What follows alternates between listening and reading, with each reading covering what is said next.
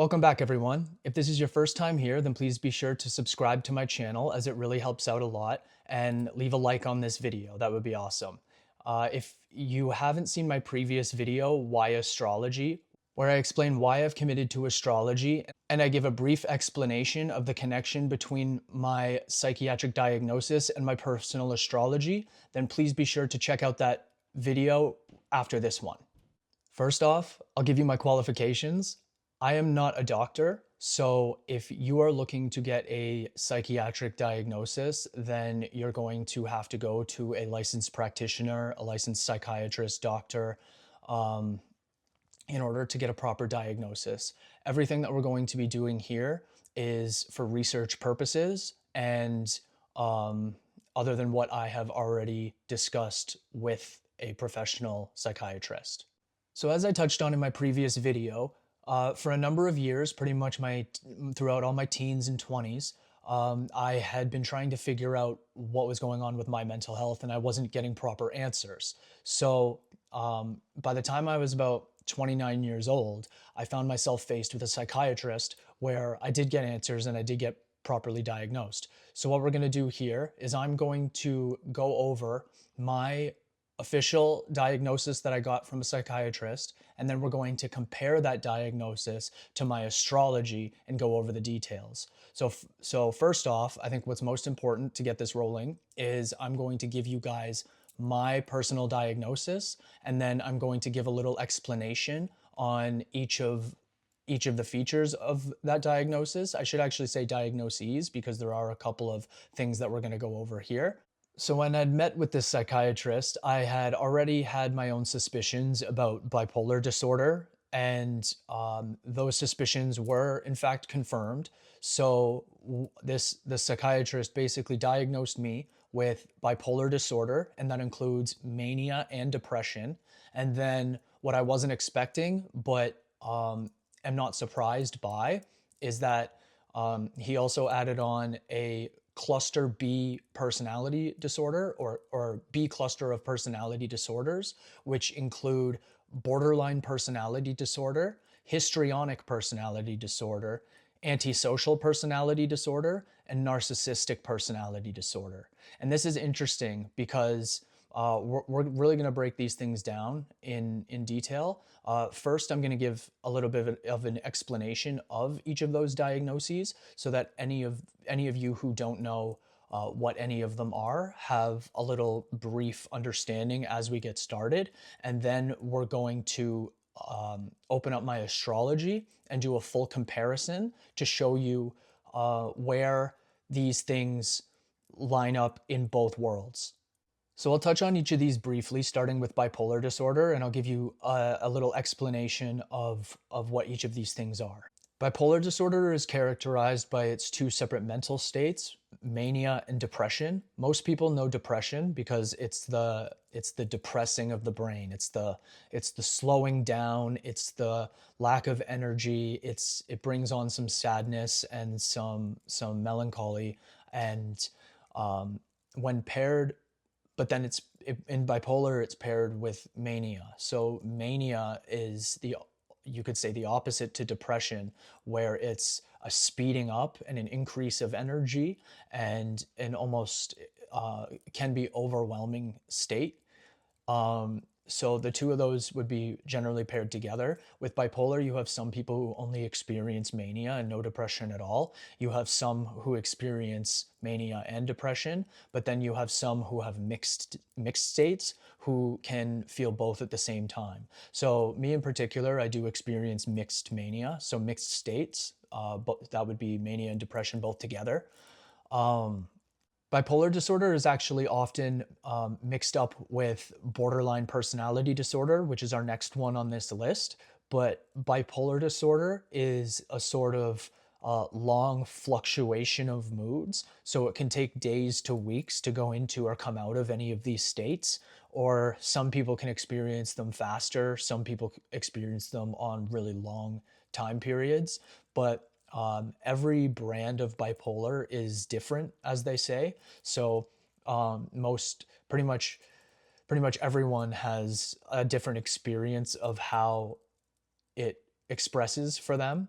And me in particular, when I had spoken to the psychiatrist in order to get my diagnosis, my main concern was that I didn't experience it in the main way that it seemed most people experienced it, whereas these long, drawn out mood states. I have, however, experienced a week long, full blown manic episode, which is way overwhelming, but that's not the point here. Um, So that is essentially what led to my next diagnosis with the cluster B of personality disorders, and the first one being borderline personality disorder, because borderline personality disorder is a much more rapid shifting of mental states, where um,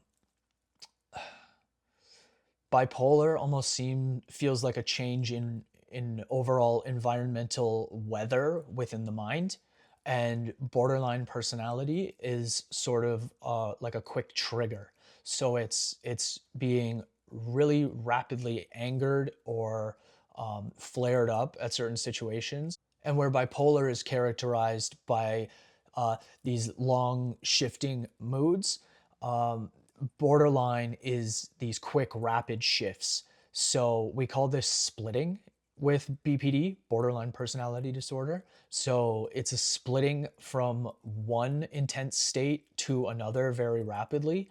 So you could, in one moment, someone can be the best person in the world, and then a split can happen, and then suddenly they're your absolute worst enemy, and you cannot see the other side of that situation. BPD often also comes with a lot of struggles with interpersonal relationships. And I mean, I'm not going to get into that, but we'll just move on to the next one, which is histrionic personality disorder.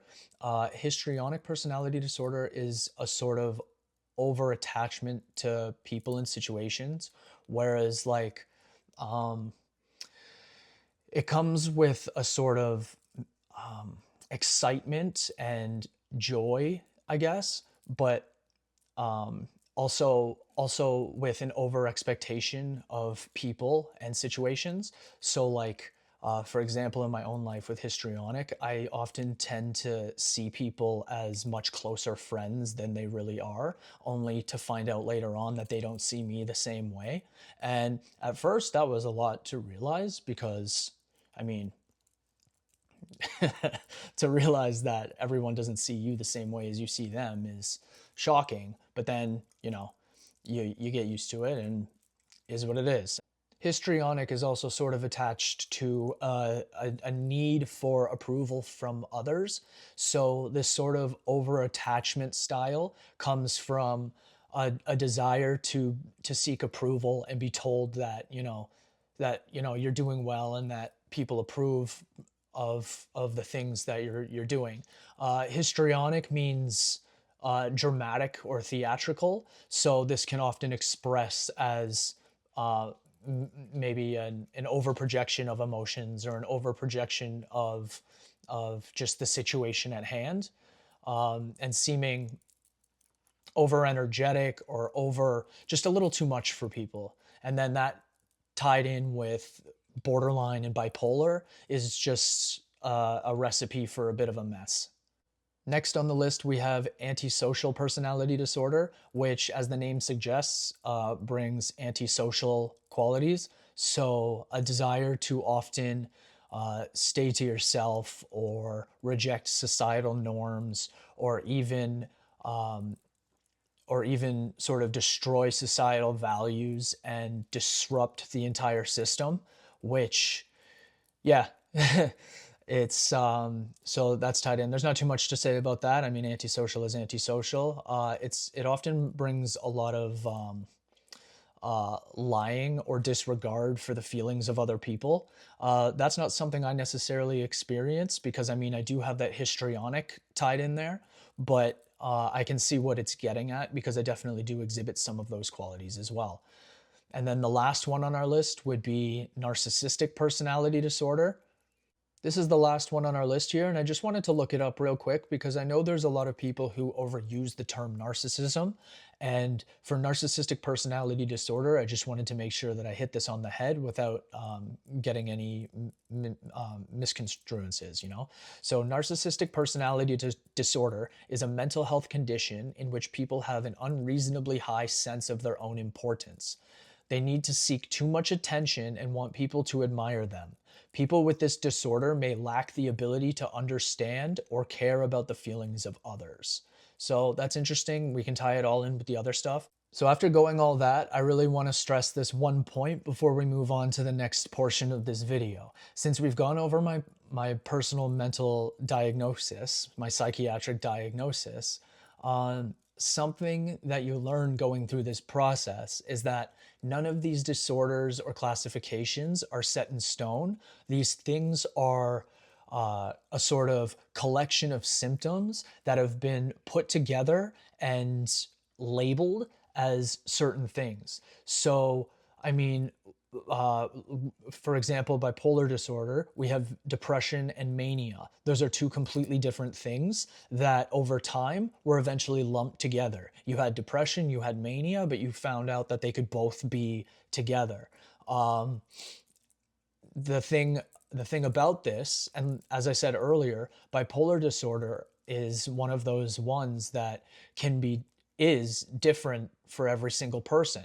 So it can be genetic and pass through family lines and have one family can have different version of bipolar disorder than another, or but it's down to the person.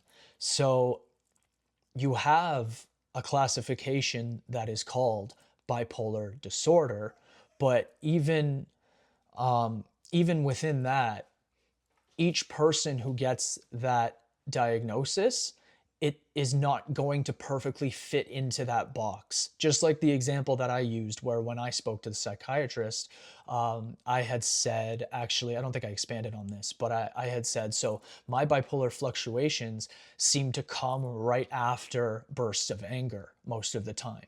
And I don't understand why, because I get these massive shifts in mood for hours, days, weeks at a time, even. But they seem to be triggered by events rather than just happening like the weather, like bipolar does for most people. And this is where I get the borderline personality disorder tacked on top of it. So my particular version of bipolar is a great example because it's not just like the one cookie cutter version that they have in the book. So this is really interesting when we start to look into astrology, because you're going to notice that um, the medical system or the psychiatric system has all of these labels that they try to fit people into. And they say, okay, you're bipolar, but you've got borderline. Maybe you've got antisocial as well. And then you just put these blocks all together and, build your personal psychiatric tower, right? Whereas astrology, you're going to see it breaks down every single placement in a person's chart and can give an actual full outline and in-depth overview of a person's entire psyche from the root. And instead of instead of instead of giving a diagnosis and just saying, okay, you're just like this other million people who have basically the same thing but not really, it can pick each individual piece of it apart and fully explain it all. So we're going to get into that. And as we do, I'll just say beforehand, I'm using myself as the example for this experiment. It's worked perfectly well for me, and I fully stand behind what I'm doing here. As I said earlier, I'm not a doctor, and I'm just giving my experience and my expertise.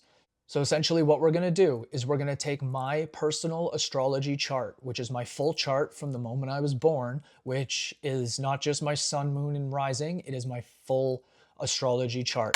and we're going to plug it into an AI, and the AI is going to fully analyze my entire astrology. And then I'm going to ask the AI to cross-examine my entire chart with the DSM-5, which is the Diagnostics and Statistics Manual for diagnosing mental disorders or psychiatric disorders. And this is the 5th edition that is used in psychiatry. So, that all being said, we're going to do this. We're going to look at my entire psyche, and I fully believe all this stuff. So we're going to get into the depths of my psyche. I'm going to there are parts of it that I do really agree with and support and really see, oh yeah, that's me down to a T.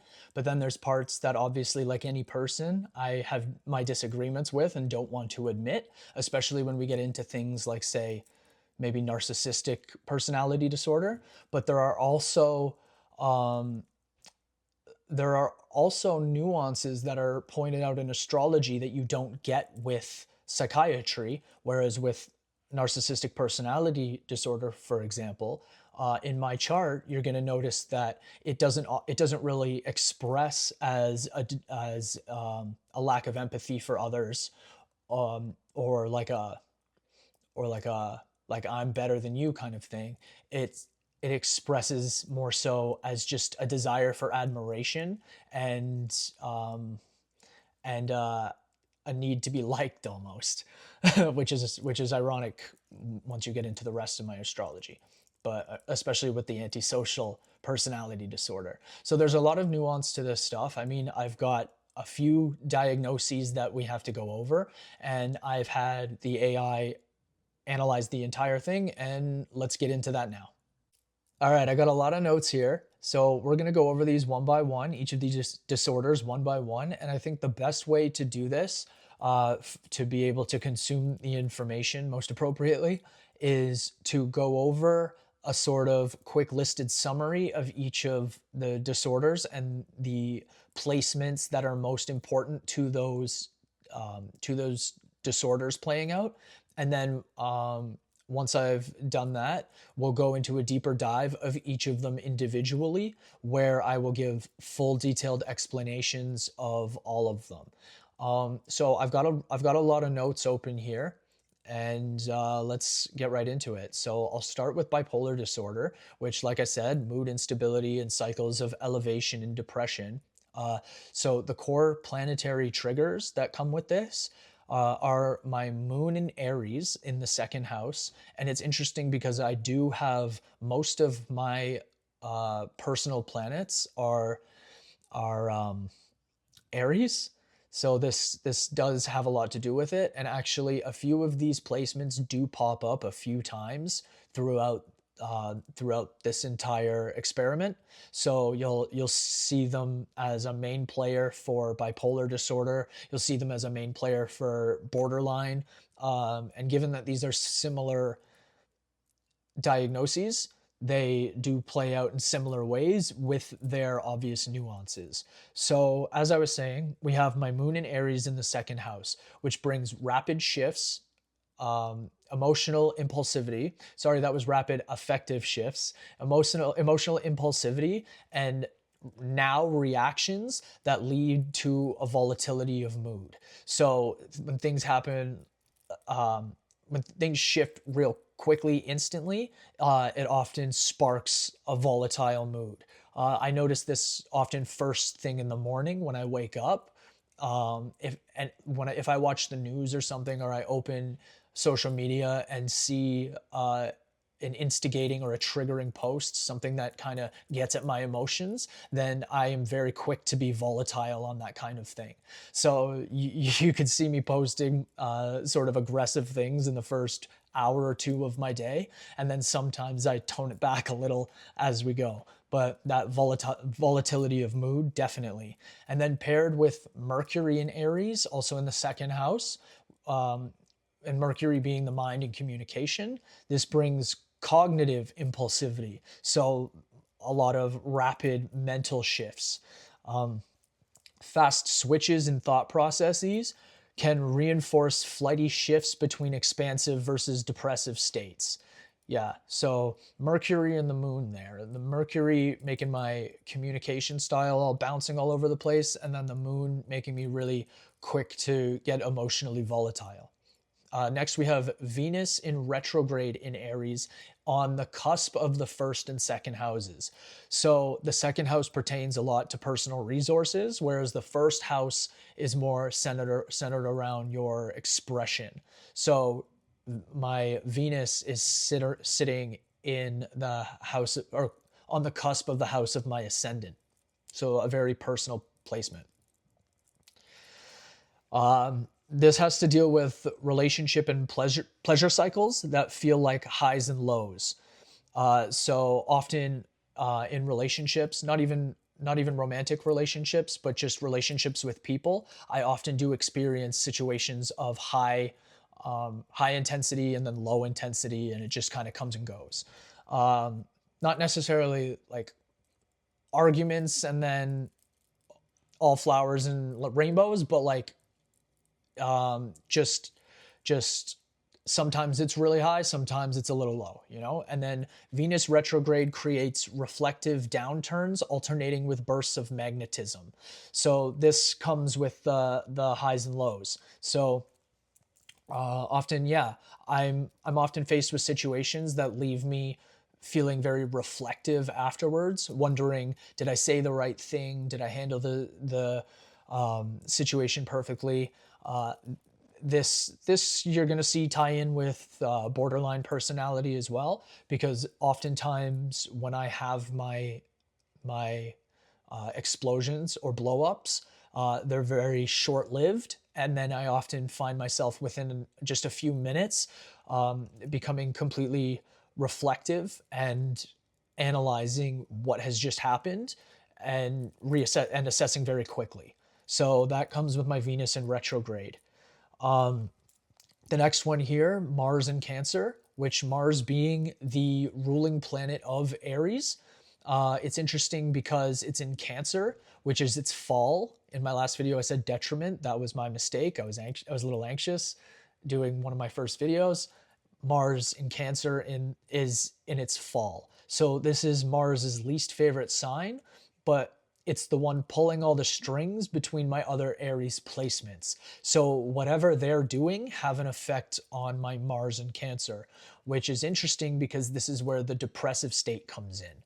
So my Mars in Cancer is in the 6th house, and this has to do with energy tied to emotional states and moods expressing physically. So somatic agitation or fatigue. And this is probably the most frustrating part of my entire chart, is that when my mood is affected, my ability to do things is also affected. So if first thing in the morning, like I said, if I have that volatile mood and someone comes at me with something I really don't want to hear, it can put me off for the whole day. It can completely damage my energy levels, and I have to either quickly pull myself out of that with the Mercury Aries doing a quick cognitive shift, or I fall into it and Mars in Cancer pulls the strings.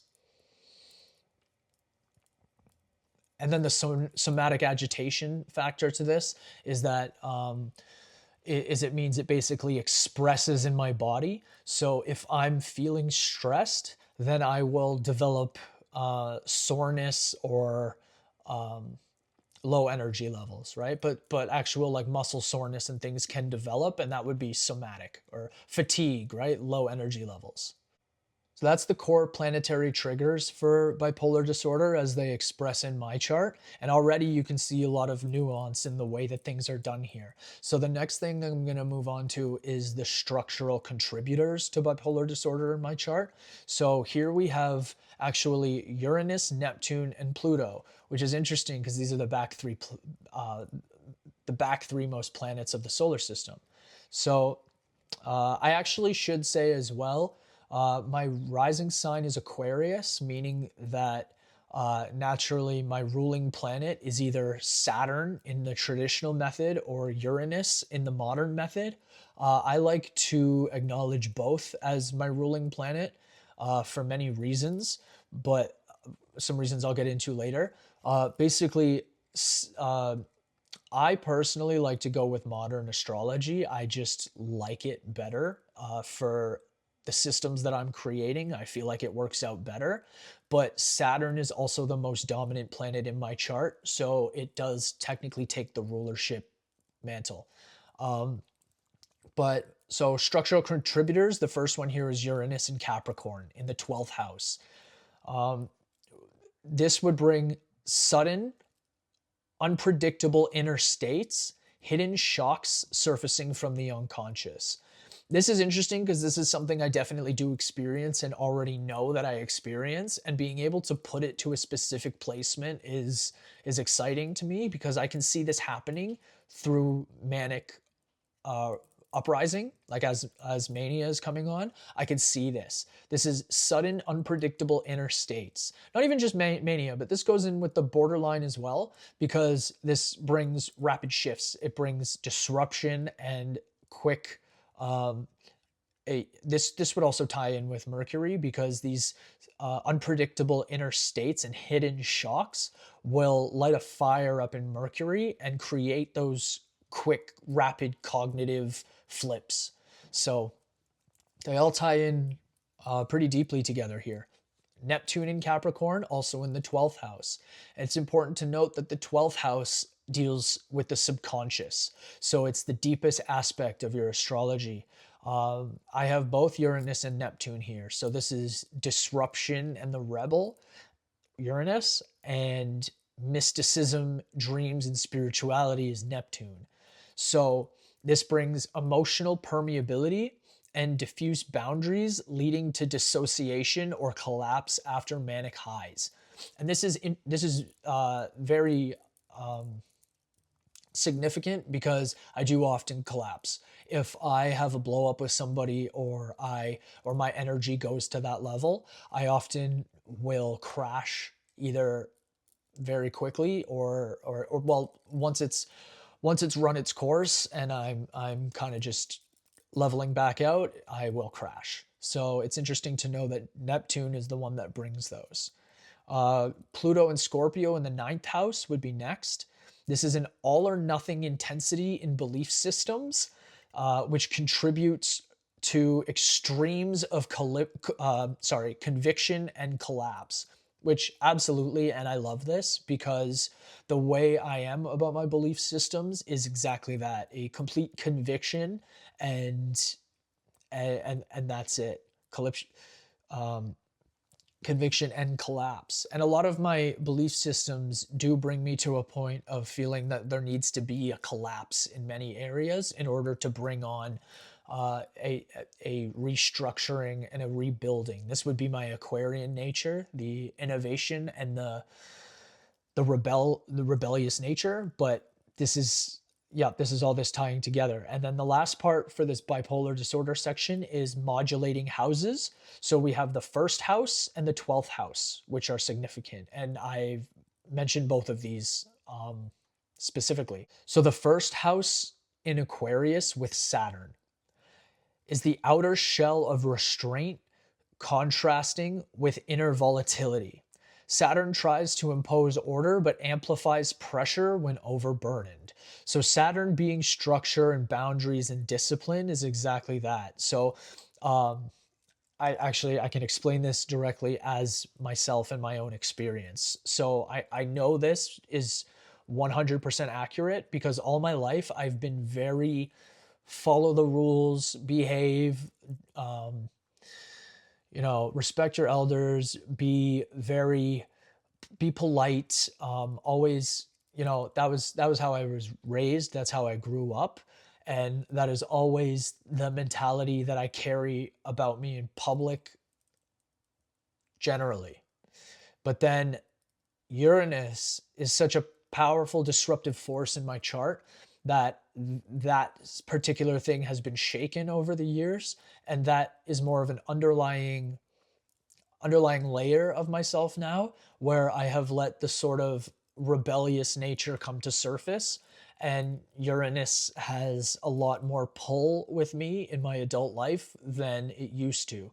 But Saturn, still being the most dominant, still likes to hold that higher structure in place. So a little bit of in-depth nuance to my chart there.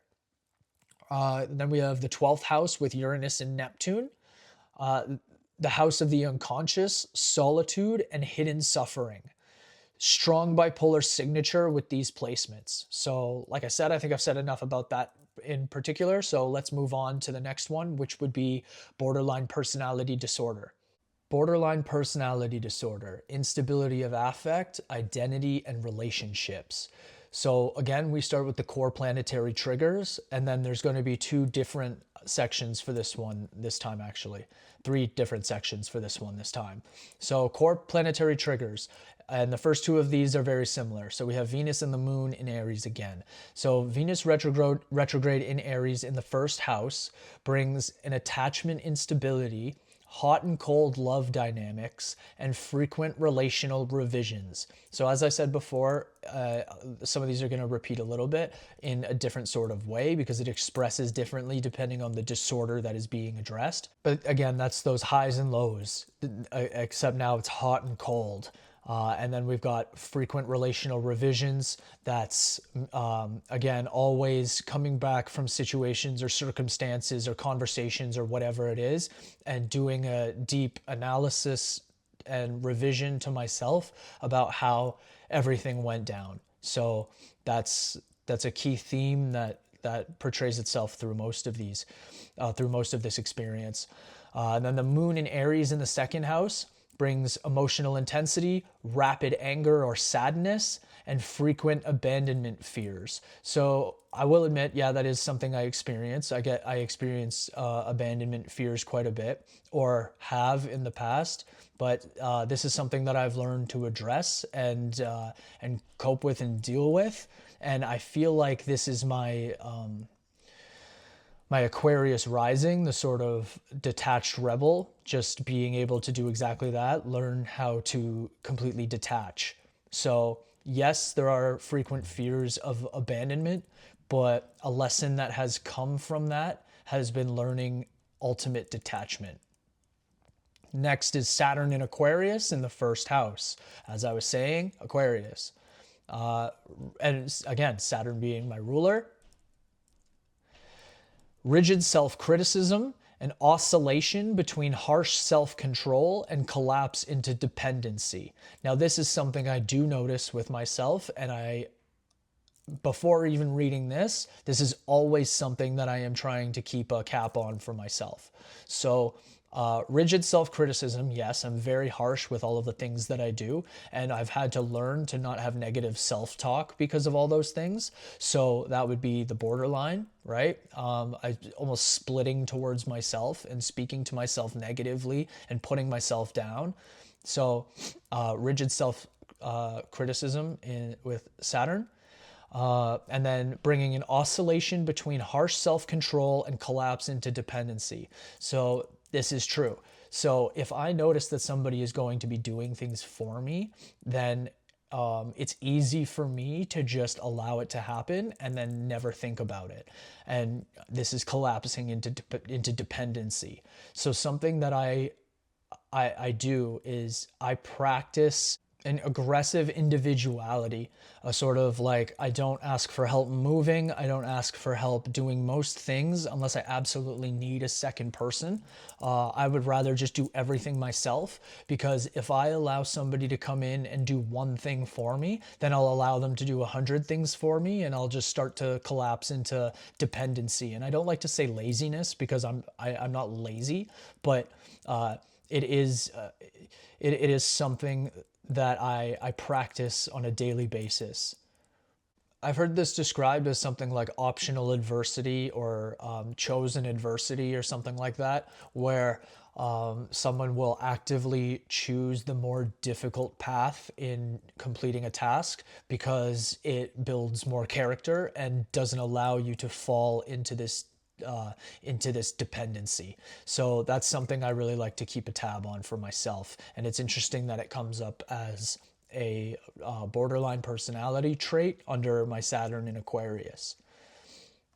Next, we have identity fragmentation. So we're going to start with Mercury in Aries. This is my third Aries placement from the bipolar analysis coming back in. So Mercury in Aries in the second house. So quick self-concepts formed in the moment and prone to swings of identification.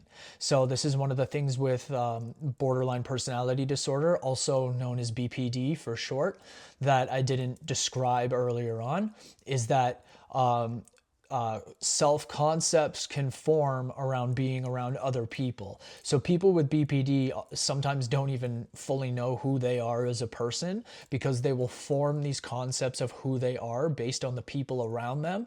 So we'll sort of take on the same musical interests, or the same style of clothes, or just, we'll sort of start to fit the mold of the people around us, and that can be a little frustrating. And it's caused me to kind of spend some time alone so that I can get to know myself better on a more intimate level, where I'm not being corrupted by the personalities or the interests of the people around me, and can sort of just explore my own mental state in a vacuum. Now, the next one here is the South Node in Gemini, which is interesting because the South Node generally has to deal with past life experiences. In my chart, it specifically has to do with my family. It's in the fourth house. So this has a childhood / familial narrative fragmentation and identity diffusion rooted in early life.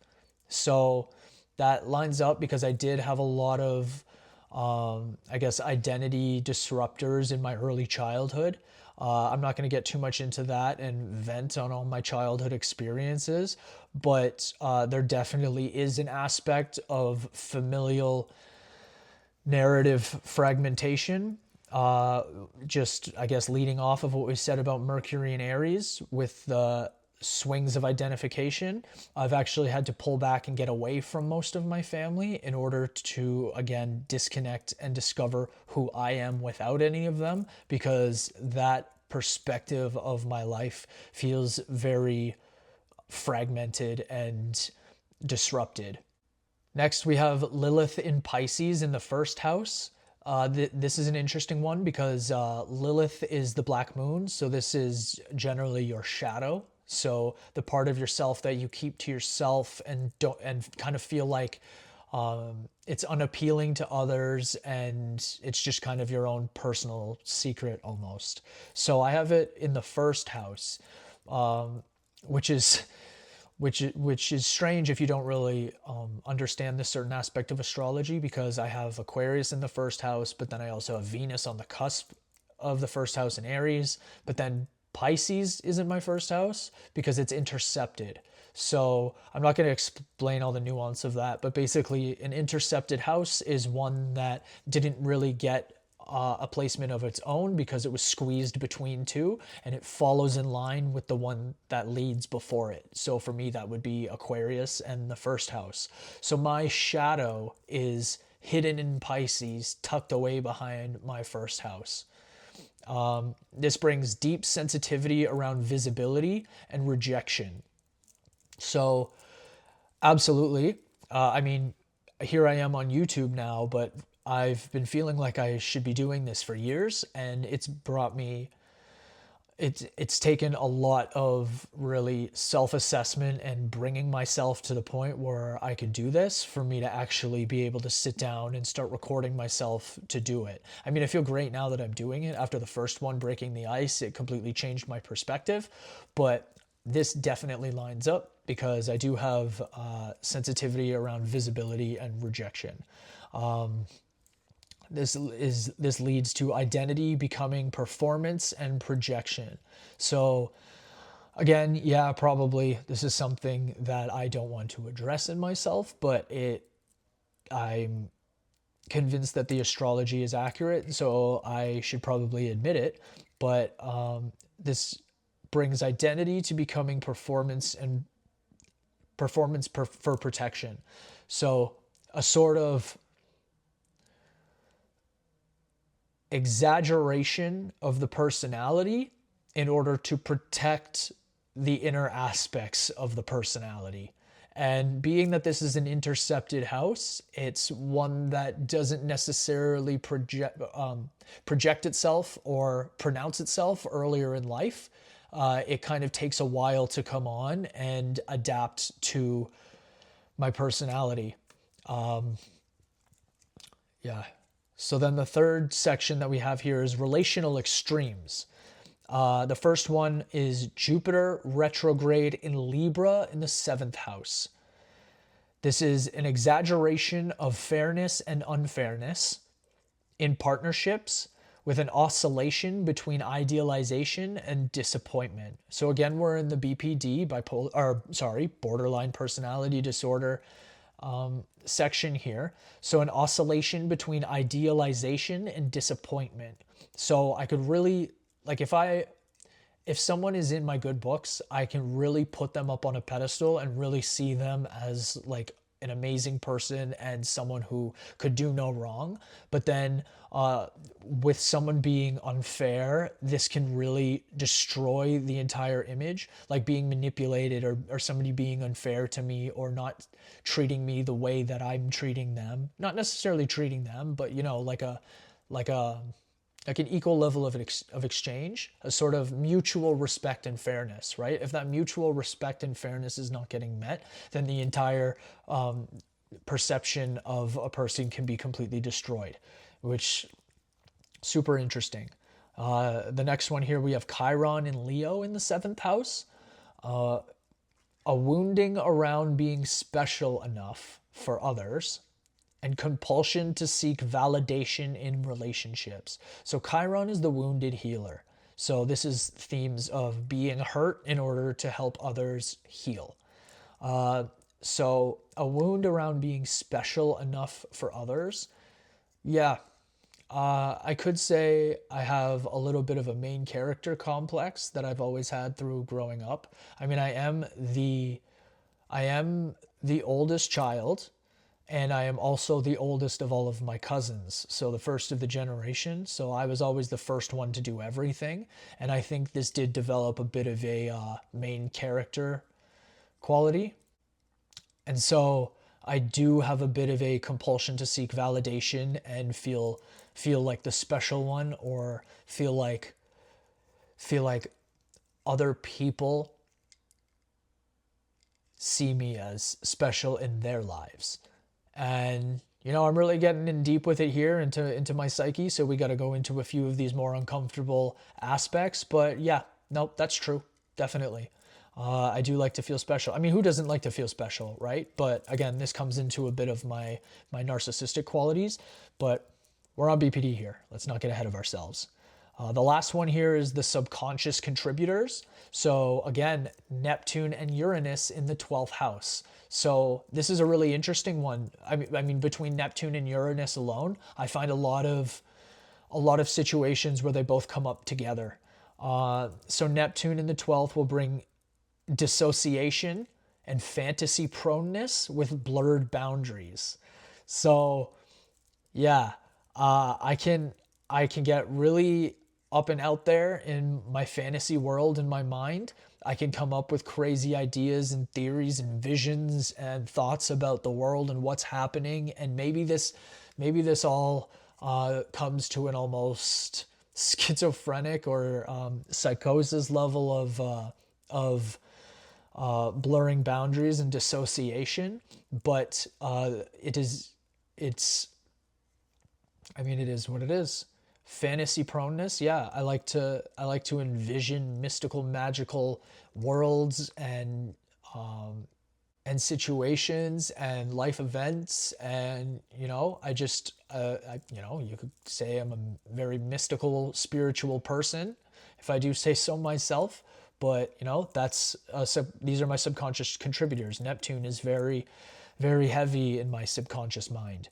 And then Uranus, sudden unconscious upheavals, fueling dramatic swings. So Uranus being the disruptor and the rebel, any of those, also sitting in the house of my subconscious, any of those subconscious feelings or underpinning thoughts or feelings are going to bring sudden shifts and dramatic swings. All right, next here we have histrionic personality disorder, which is dramatic, attention seeking, and expressive. So, first off, our core planetary triggers, starting with Venus again in retrograde in Aries in the first house, second house cusp. Strong magnetism on the ascendant, which is my first house, it being on the cusp, yet unstable and craving validation and being visibly attractive. So, so this being histrionic, this is the over attachment to others. It's very relationship based and wanting to be admired, I guess. So this strong magnetism.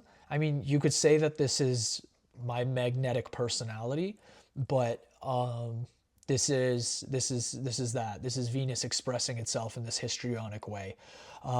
It's unstable, so magnetic yet unstable, so something that I do but can't hold forever. And and it and it's validation craving. It is wanting to be accepted in any situation that I find myself in. And I hate this about myself. I notice that I do it, and when I'm doing it, I just, I do it because it is what it is, right? Like, we also have Lilith and Pisces in the first house. So again, my shadow. This brings a hypersensitivity to how others perceive vulnerability, leading to dramatic or theatrical self-presentation.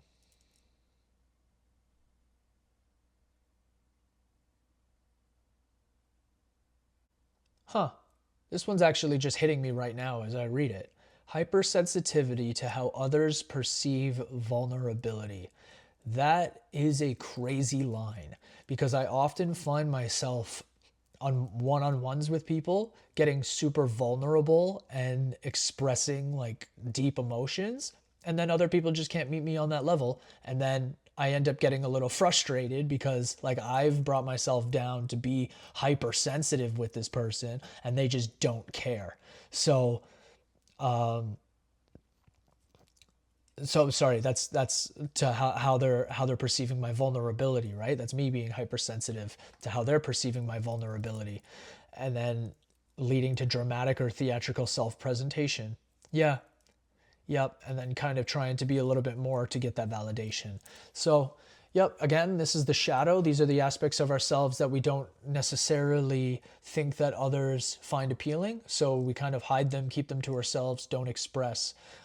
This is the Darth Vader to Anakin Skywalker, right? If you know Star Wars at all, you know that Darth Vader was the shadow to Anakin Skywalker. It was a personality that was suppressed, and he was taught to believe that it was unappealing, and it was to be completely disregarded. And eventually, it caused him to explode. And if you've seen Star Wars, you know the extent to which that happened. So this is the story of the shadow. Next, we have the moon in Aries in the second house, bringing emotional reactions externalized quickly, which are often demonstrative. So that last part is significant, I think, the demonstrative part, because we've already been over that the moon in Aries brings these emotional, volatile reactions that externalize very quickly, but with the histrionic, they can be demonstrative. So if any of these triggers are fired, and an emotional reaction comes up and becomes externalized very quickly, it can become exaggerated in order in order to set a demonstration.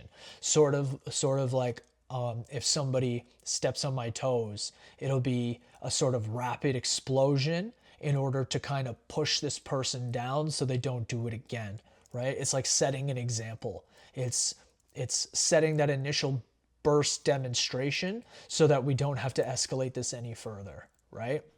And I don't necessarily like that either, but these are the things that we have to deal with about ourselves. So, and I mean, hey, we're going over mine right now. I'm diving into myself and my own mind as an example. But if we were to go over any of this for any of you, you'd be surprised at some of the things that come up. I mean, I've been over all of my family's mental disorders at this point. Well, none of them have diagnoses like I do, but I've done this process for them like I have for me. And, everybody's got some shit. So, let's move on to relational/visibility factors. So we've got Chiron in Leo and Jupiter retrograde in Libra, both in the 7th house. So with Chiron, we have wounding around visibility within partnerships, a need for attention, recognition, and specialness. Now we've been over this, so I'll continue on. I don't want this to go on forever, so I'm going to try and shorten it with a few of these other ones. Bipolar and BPD were our big ones here. These ones kind of just fall in line behind. So we got Jupiter, amplifies relational drama, sees relationships through the lens of fairness and attention, intensifying demands for recognition. Absolutely, but we've been there, we'll move on. We have a strong fire emphasis in the histrionic disorder with the moon, Mercury, Venus, and the sun close by in Taurus, which would be in my next house over, my third. Strong fire cardinal energy, expressive, demonstrative, and often reactive for impact. So again, that goes along with the sort of demonstrative quality. This will be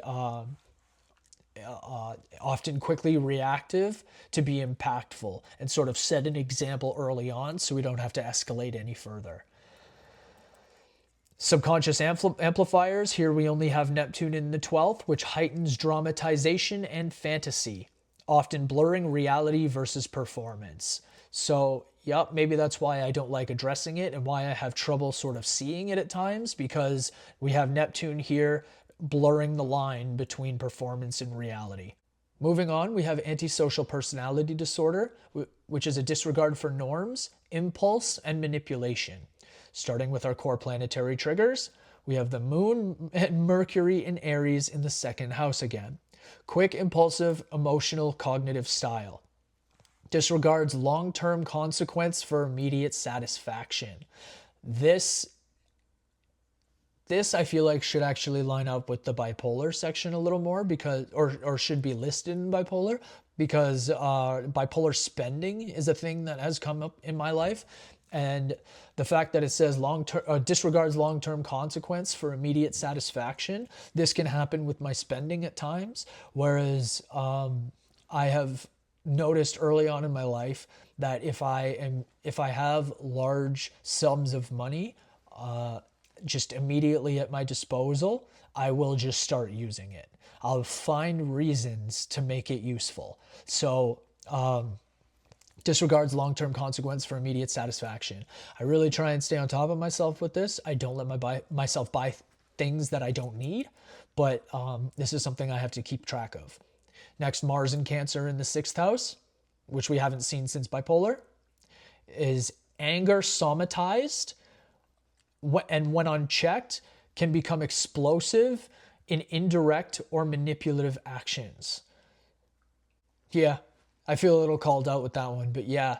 So I don't like to be manipulative, but I guess when really angry and unchecked, I can be, I can, I don't like to explode on people, at people, and, get into fights. And I think this is Mars in Cancer often pulling me back before things get out of hand. But because it pulls me back and then I enter this period of deep reflection, I feel like I allow my anger to express in these indirect or manipulative ways that are a direct result of me not just being violent. So it has to express somehow. So this is the way that it would express. Next, authority and alienation is a theme with antisocial personality. We have Uranus, Neptune, and Pluto all here again. So with Uranus, we have sudden rejection of norms, unconscious rebellion, an inner drive to break rules unseen. And this isn't even subconscious for me. This is directly at the front of my consciousness, because I do have rejection of norms. I think that most people are crazy in the way that they live their lives. I live I'm not perfect, but the way that I live my life is very to a certain T that I like, and I don't like when societal norms kind of overstep the way that I like my life to be. And I do have a drive to break rules unseen. So I think rules unseen, these are just the things that we get used to in life. Like, maybe you put on your left shoe before your right shoe every day. Well, every once in a while I can't stand that repetition, and I have to break the rules and do it the opposite way. I'll put on my right shoe specifically to break the rule. So I don't like being trapped in that box. This is the whole Saturn Uranus conflict in my chart, where Saturn builds the boundaries and the structures, and Uranus, being that modern ruler, wants to destroy all the rules and rebel. So a constant theme. Neptune brings blurred moral and ethical boundaries and may enable avoidance of responsibility. Yes, absolutely. I don't like to avoid my responsibilities. I often am very adamant about my responsibilities, but it says may enable avoidance. Sure, I'll give it to it. But yeah, this blurred moral and ethical boundaries can become a situation with this authority and alienation theme, especially with Uranus. If I don't like the norms and I don't like the rules, then morals shift, and moral ethical boundaries shift, and and I am my own authority is how I like to see it. So yeah, some rules were made to be broken. Pluto in Scorpio, we have rigid ideological intensity. So yes, I am very intense about my ideologies. This goes along with the last 2 points, where if the societal norms and rules don't line up with my morals and rules, then I have an intense, rigid ideology that will lead me through that situation. Can foster righteousness and defiance of laws or authority. So we'll just leave that at the notes. Next, we have relational justice factors. Jupiter in Libra, which brings an overfocus on what's fair to the self, leading to distortion of interpersonal ethics. Absolutely. If what's fair to me is most important to me, and I mean, what's fair to me is what's fair to others. With Jupiter in Libra, it brings a theme for me of mutual fairness and respect. So if you're taken care of, then I'm taken care of. It's that kind of thing.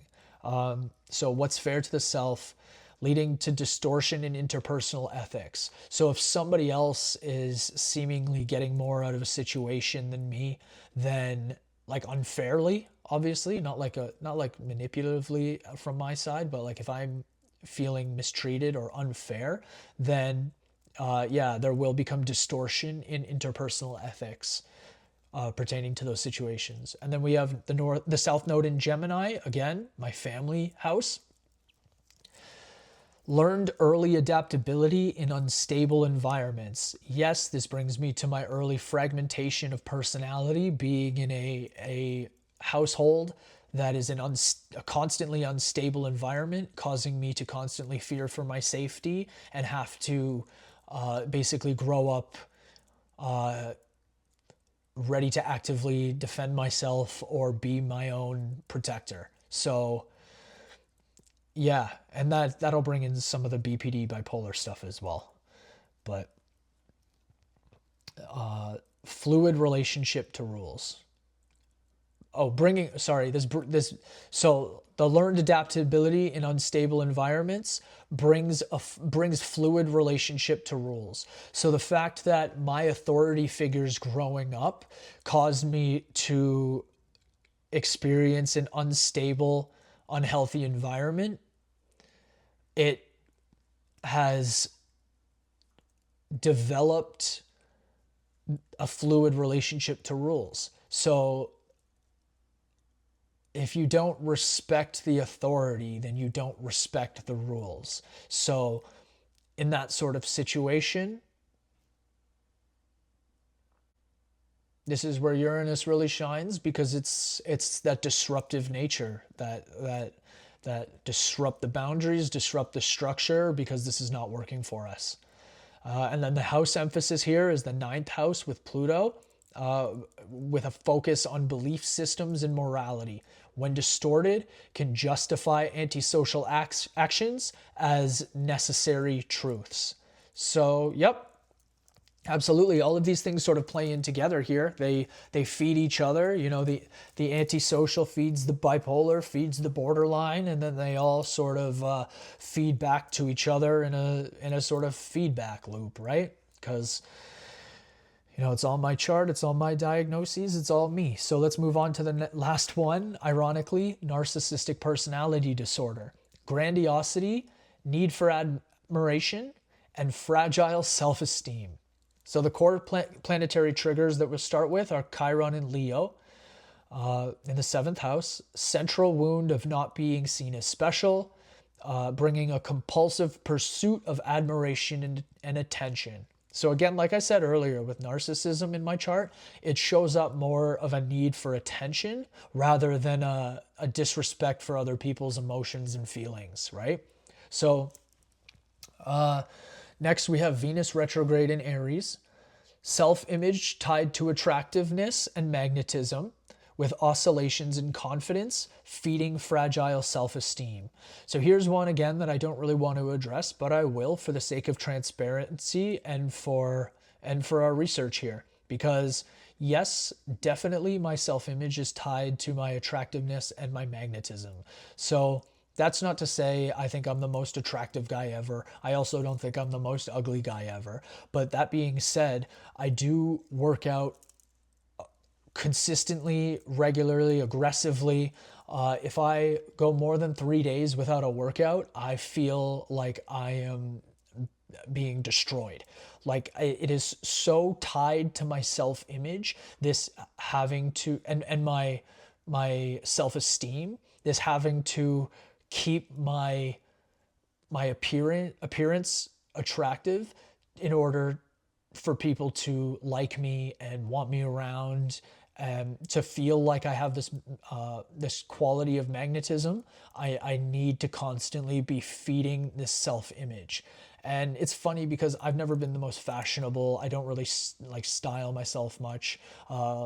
Like even wearing things like this is not something I've ever done for most of my life. This is just things I've become interested in as I've grown up, or in the last couple of years. But yeah, it's just a sort of, just as long as I feel healthy and look healthy, then my self-image and magnetism sort of pick up, right? The moon in Aries is here as well. Self-worth fluctuates with immediate emotional states, demands attention when insecure. So, I mean, that speaks for itself. I'll move on. We've heard enough from the moon today. Our next section here is ego expansion factors. So considering that we have narcissistic personality disorder open here, this is something we have to address. So the ego expansion factors are Pluto, Jupiter, and my North Node, which we haven't addressed yet. So Pluto is the grand narratives of truth and power, a tendency to frame the self as ideological authority. So as I just finished saying, yes, if morals and fairness don't line up with how I want to be treated, and I'm summarizing, paraphrasing, then yeah, I absolutely do have a tendency to frame myself as the ideological authority. What I say goes, whether you like it or not. And I know better than you.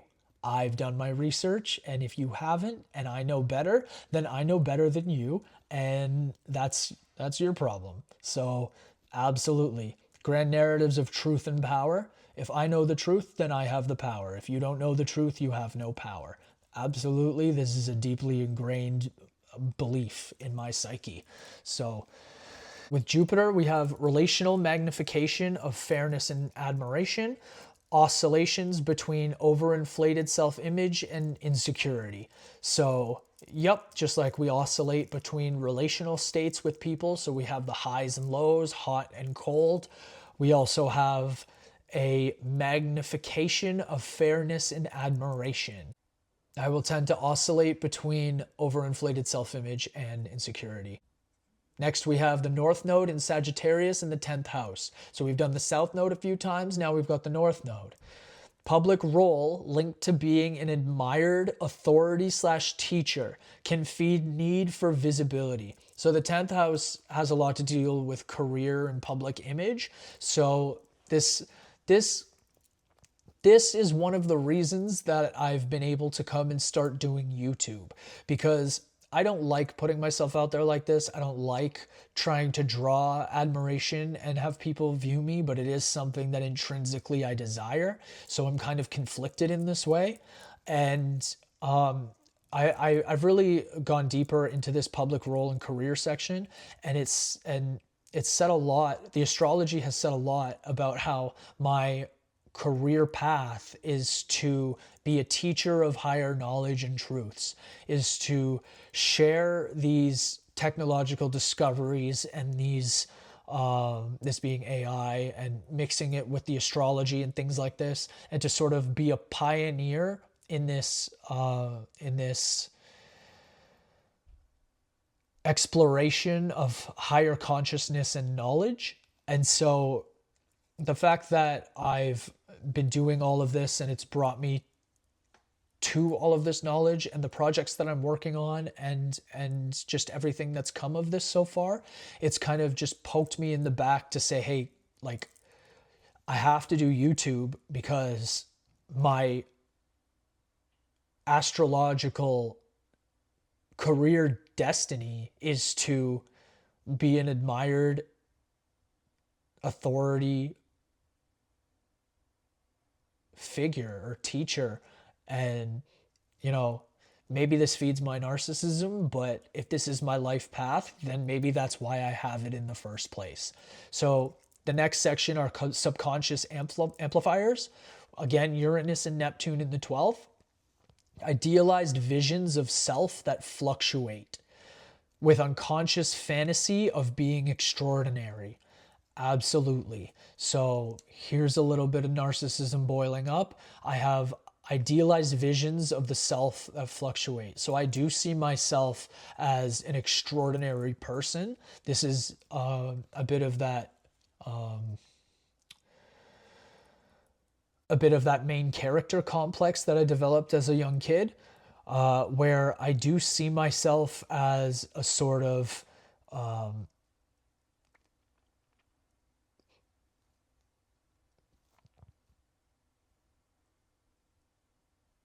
almost as a sort of chosen one. We spoke about Anakin Skywalker, Darth Vader, the shadow, and all of this. These are themes that come up, but an idealized version of the self that fluctuates. It's up and down. It's all over the place. I idealize myself in many different visions and fantasies, I guess. But for example, one right now with all of this astrology, the program that I'm working on, my Pantheon of Oracles, is an entire vision of a grandiose pantheon of mythical, godly, astrological characters that you can interact with through AI and astrology. So this obviously very grandiose. Sorry, I dropped my remote. Very grandiose, very fantastical and mythological. So yes, these are themes I absolutely explore. And maybe for myself, maybe for the overall collective consciousness, but these are the parts of my psyche. So next, again, we have Lilith in Pisces, my shadow. Sensitivity to not being recognized in one's authentic rawness fuels oscillation between pride and rejection. A very important theme to me in my life is authenticity. If somebody's not authentic, then I want nothing to do with them. I don't like fakeness. I don't like falseness. We burn it out. I want authenticity, pure and raw. And if authenticity is not being recognized, or people think that my authenticity is fake, then I mean, that's, well, I have a sensitivity to it, I guess. Like, I don't know what else to say to that. Like, I try to be authentic at all times. So if somebody doesn't recognize that and thinks that it's fake or fabricated, then I mean, who wouldn't be sensitive to that? Our house emphasis, we have the seventh house and the 10th house. The seventh house with Chiron and Jupiter is themed around relationships becoming mirrors for ego wounds and needs for admiration. The 10th house with my North Node and my midheaven, that would be my Sagittarius, is career and public presence becoming the stage for validation seeking. So just to quickly recap that. Okay, now that we've done an entire analysis of each of those diagnoses as they pertain to my astrology, I'm going to go over each of them again and just give a detailed paragraph explanation about each of them specifically as it pertains to me based on what we've gone over here today. So I'm going to start with bipolar disorder, and I'm just going to start reading it out what I've got here. Bipolar patterns emerge through the contrast between rapid emotional intensity and periods of collapse into stillness or restraint. There is a tendency towards sudden bursts of energy, decisiveness, and passion, followed by exhaustion, withdrawal, or self-containment. Emotional and relational highs can feel exhilarating, infused with conviction and meaning, but the subsequent lows bring equally deep doubt or depletion. These cycles are not only felt emotionally, but are carried physically, with changes in vitality, appetite, and sleep shaping the rhythm or mood.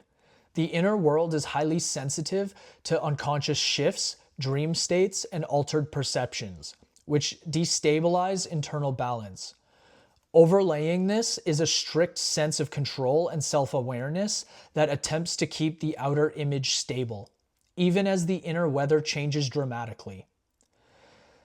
The result is a life rhythm marked by sharp transitions, alternating conviction and emptiness, and a constant tension between inner volatility and the need for outer steadiness. So that's bipolar disorder in a nutshell for me. I'm going to move on with the cluster B personality disorders individually as well. So we'll start with borderline personality disorder next. Borderline themes are expressed through heightened emotional sensitivity, unstable identity, and dramatic shifts in relationships. Intense reactions to perceived abandonment or rejection create patterns of clinging and withdrawal, often in rapid succession. Attachments form quickly but carry an undercurrent of insecurity, leading to cycles of idealization and devaluation.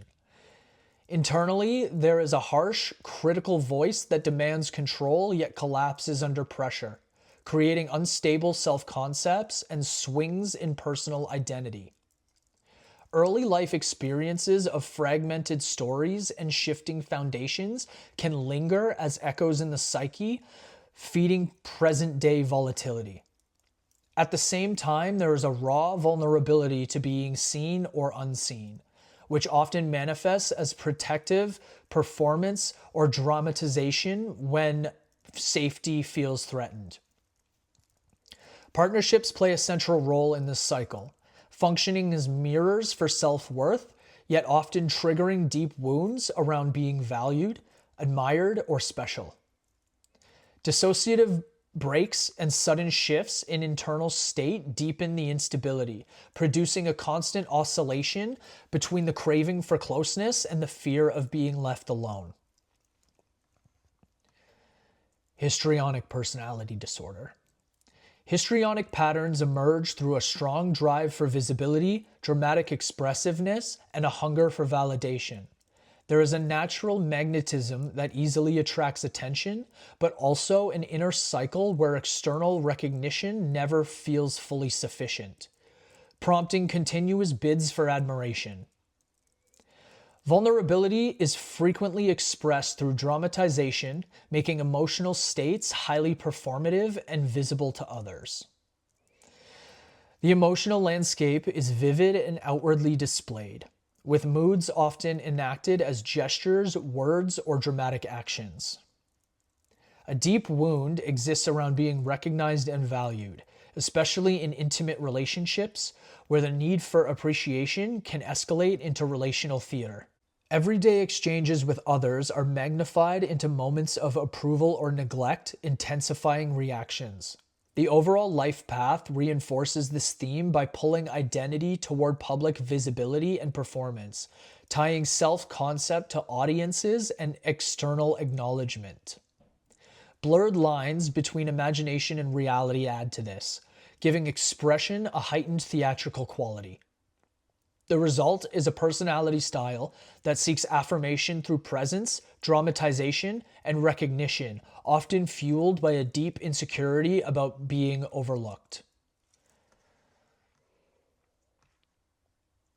Antisocial personality disorder.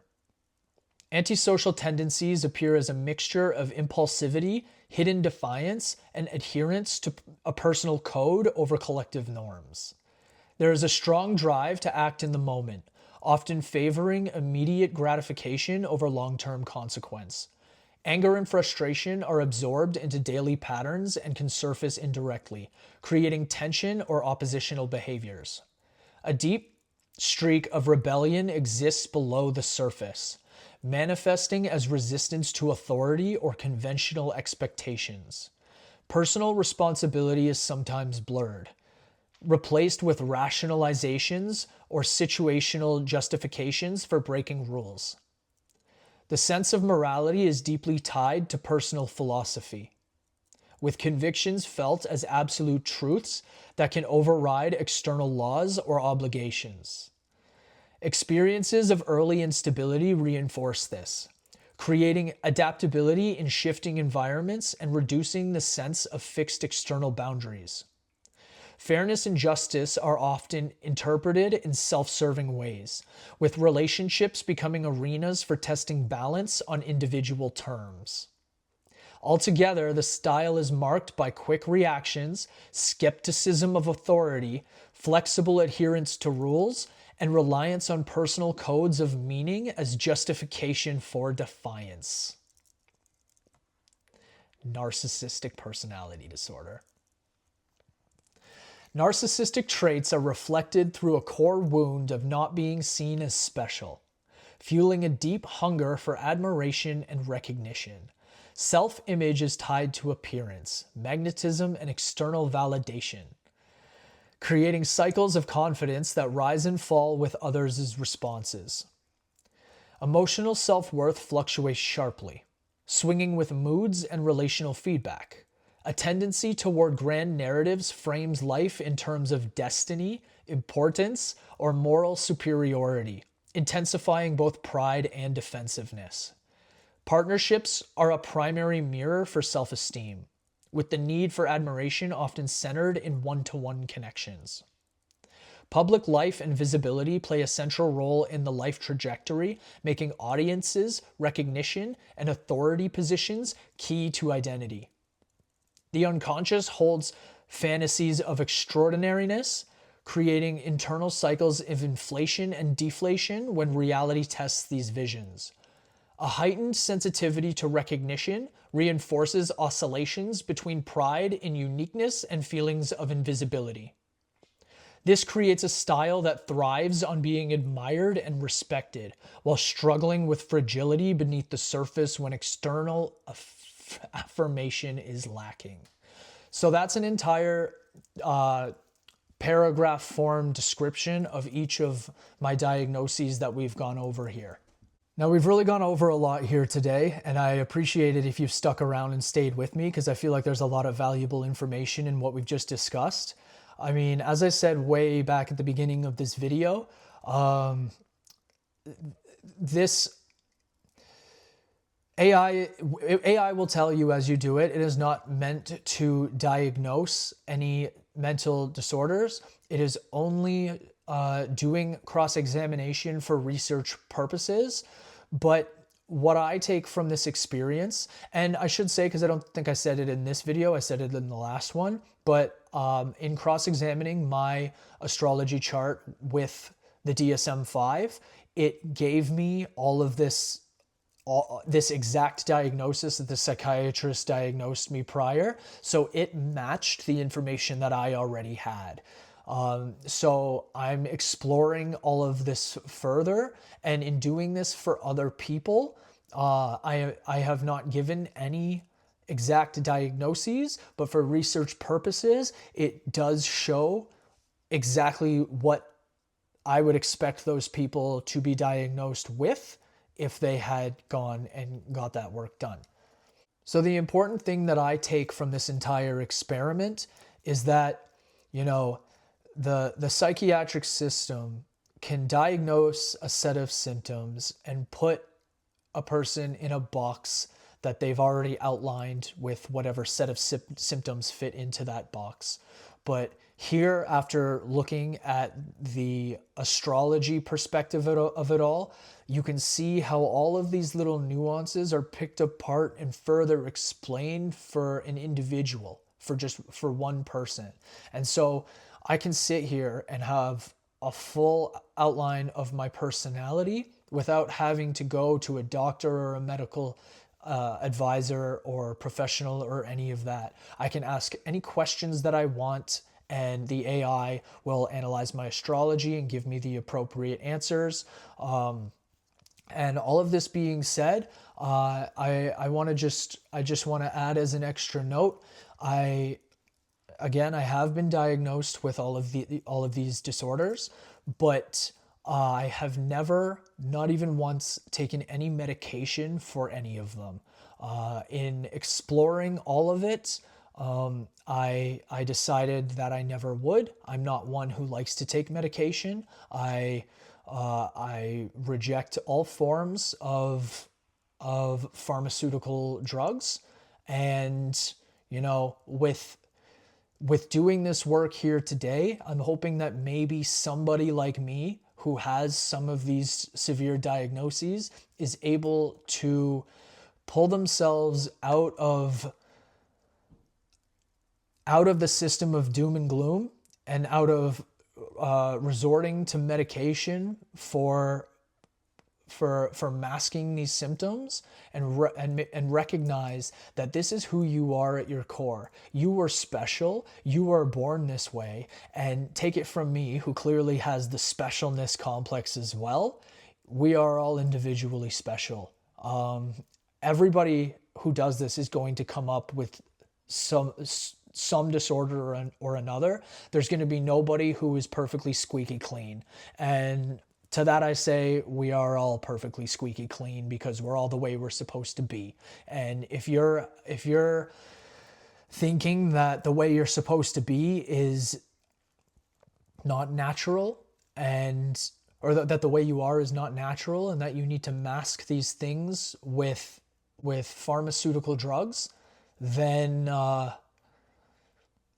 you know, hopefully this gives you another avenue to explore yourself and see that there's another way. So again, if you are on any of these things, I mean, again, I'm not a doctor. Don't take my advice as when I say not to be on things that you've been taking for a long time, because even if you have, these things need to be weaned off, and that's something you would have to discuss with your professional doctor. So again, now that, with all those disclaimers out of the way, I just hope that that some of you find value in this system and what I'm doing here. And if you do, please drop a like on this video, subscribe to my channel to help me push this system and bring some help to some people who really don't see that there is another perspective here.